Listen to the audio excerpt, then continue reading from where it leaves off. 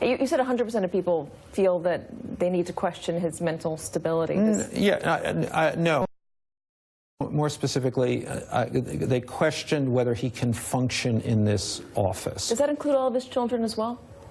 Yes. Whether he can function as president? Because they've denied that.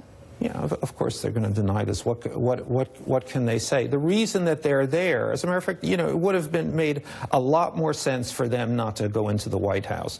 And they went into the White House in part for personal ambition, but in part because, you know, you have this, I mean, they've worked with Donald Trump for a long time. I mean, they know he has to be maneuvered, manipulated, controlled.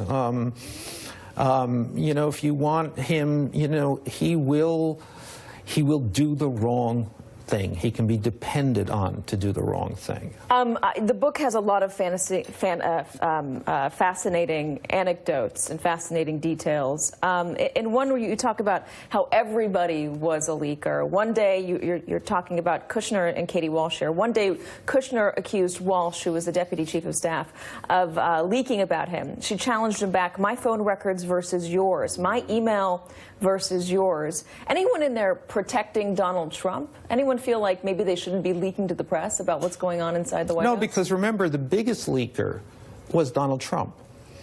I mean, you know, many of the leaks that he would come out and rail against started because he gets on the phone at night with his coterie of friends and billionaires and motor mouths.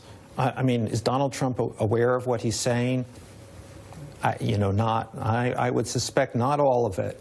And it just goes, and then they call other people to say, oh my God, this is what he said. And then those people call other people, and suddenly you have leaked, you know, you have the fact that Reince Priebus is going to be fired tomorrow, Steve Bannon is going to be fired tomorrow, everybody fired tomorrow. This